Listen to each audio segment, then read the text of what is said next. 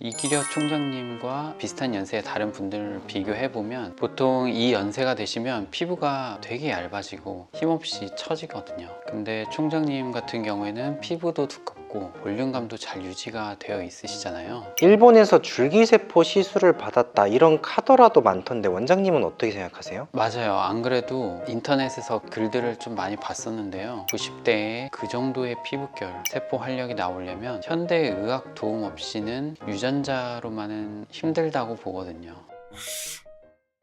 원장님, 한동안 난리 났던 이길려 총장님 축제 영상 혹시 보셨나요? 당연히 봤죠. 제 알고리즘에도 계속 뜨더라고요. 올해 94세시라던데 피부도 진짜 좋으시고, 사실 우리나라에서 제일 동안이신 분이 이길려 총장님이시잖아요. 원장님이 보셨을 때는 어떻게 안 늙을 수 있었던 것 같으세요? 여러 가지 요인이 복합적으로 있겠지만 제가 생각했을 때는 식습관은 기본적으로 엄청 철저하게 하시는 것 같고 운동도 열심히 하시는 것 같더라고요.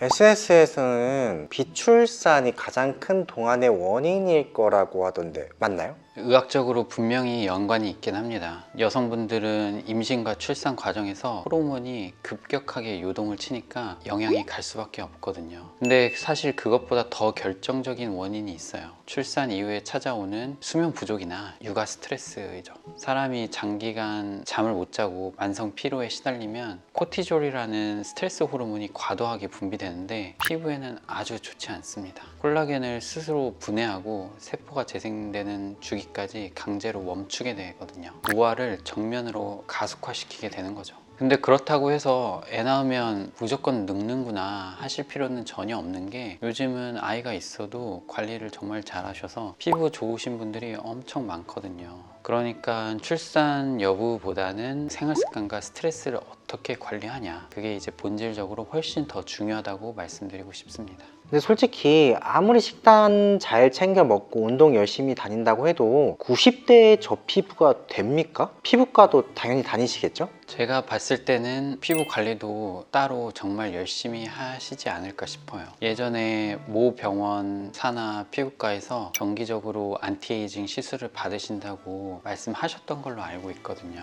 어떤 시술이요? 구체적으로 시술명까지는 말씀하시진 않으셨는데 이기려 총장님과 비슷한 연세의 다른 분들을 비교해보면 몇 가지 추측은 해볼 수 있을 것 같아요. 보통 이 연세가 되시면 피부가 되게 얇아지고 힘없이 처지거든요. 근데 총장님 같은 경우에는 피부도 두껍고 볼륨감도 잘 유지가 되어 있으시잖아요. 일본에서 줄기세포 시술을 받았다 이런 카더라도 많던데 원장님은 어떻게 생각하세요? 맞아요. 안 그래도 인터넷에서 글들을 좀 많이 봤었는데요. 의사 입장에서 봤을 때 어느 정도는 이해는 가더라고요. 90대에 그 정도의 피부결, 세포 활력이 나오려면 현대의학 도움 없이는 유전자로만은 힘들다고 보거든요. 그래서 요즘 의학계에서는 줄기세포 연구를 많이 하는데 이게 손상된 세포를 리부팅 해주는 거라 효과가 없을 수가 없거든요. 우리나라도 이제 조금씩 합법화가 되고 있어서 일본이나 아부다비 같은 이런 해외에서는 예전부터 많이 시술을 하고 있어서 자산가분들은 해외에 나가서 시술을 받으신다라는 이야기도 많이 알려지기도 했고요. 근데 줄기세포 주사가 정확하게 어떤 주사예요? 이게 이제 많은 분들이 오해하시는 게 줄기세포라고 하면 필러처럼 얼굴에 볼륨이 생기거나 갑자기 젊어지거나 그런 마법의 주사처럼 생각을 하시는데 그런 건 아니고 의학적으로 이제 내막을 좀 파고들다 보면 흥미로운 사실이 하나 있습니다. 우리가 뉴스나 논문에서 접하는 줄기세포는 크게 배아줄기세포, 역분화줄기세포, 그리고 성체줄기세포 이렇게 세 가지로 나뉘거든요. 그런데 전 세계 어떤 피부과나 병원을 가도 실제 환자에게 사용하는 합법적으로 쓰고 있는 줄기세포는 성체줄기세포 하나뿐입니다. 왜요? 나머지 두 개는 사실 잘못 맞으면 암세포가 될 수도 있어요. 먼저 황우석 사태로 유명했던 배아줄기세포는 수정란에서 얻는 건데 이건 머리카락부터 발끝까지 무엇이든 될 수 있는 무한한 변신 능력을 가지고 있거든요. 굉장히 좋아 보이죠? 그런데 능력이 너무 과하다 보니까 몸 안에서 통제가 안 됩니다. 피부에 주입했는데 혼자 미쳐 날뛰면서 마구 증식하다가 기형종 같은 암세포 덩어리를 만들어버리는 치명적인 결함이 있어요. 그래서 미용이나 일반 시술에는 절대 쓸 수 없습니다. 그 다음으로는 역분화 줄기세포. 다 자란 성인의 세포를 유전적으로 거꾸로 돌려서 배아 상태처럼 만든 건데, 이것도 마찬가지로 인위적인 유전자 조작 과정을 거치기 때문에 암세포로 돌연변이가 일어날 확률이 너무 높아서 아직 실험실 단계에서 못 벗어났어요. 반면에 우리가 줄기세포 주사에 쓰는 성체 줄기세포는 이미 어느 정도 너는 피부가 되라, 너는 지방이 되라, 어느 정도 운명이 결정되어 있는 세포들입니다. 능력이 딱 필요한 만큼 제한되어 있으니까 배아 줄기세포처럼 통제 불능으로 암세포 덩어리를 만들 위험이 없는 거죠.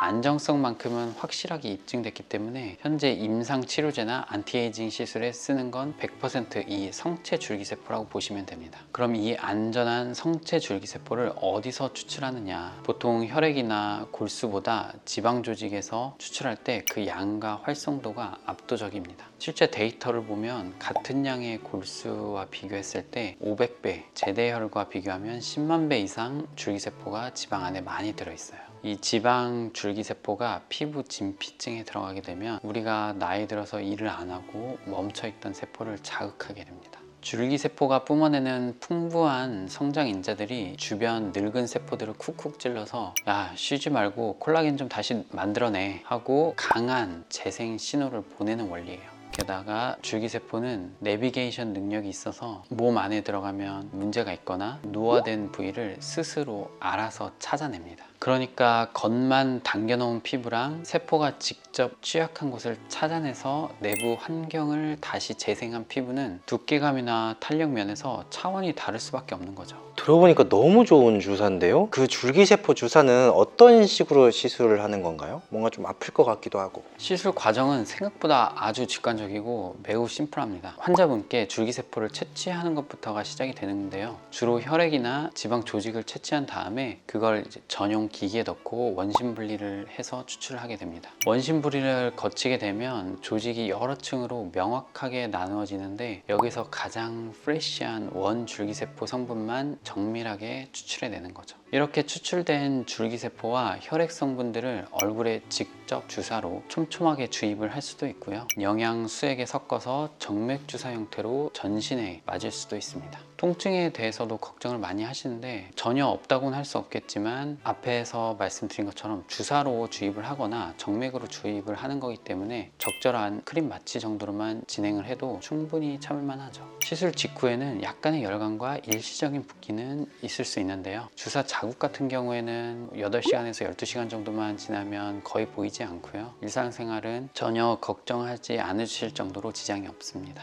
효과는 개인차가 조금씩은 있지만 보통 시술 후에 2주부터 4주가 지나면서 피부 속부터 쫀쫀하게 탄력이 차오르고 잔주름이 옅어졌다고 만족해 하십니다. 리쥬란이나 엑소존 같은 스킨 부스터랑은 정확하게 뭐가 다른 거예요? 우리가 흔히 아는 리쥬란은 연어에서 추출한 DNA 성분을 이용하는 거거든요. 피부에 상처 입은 그런 피부 조직이나 장벽을 치유하고 고쳐주는 효과에 조금 더 특화가 되었다고 보시면 됩니다.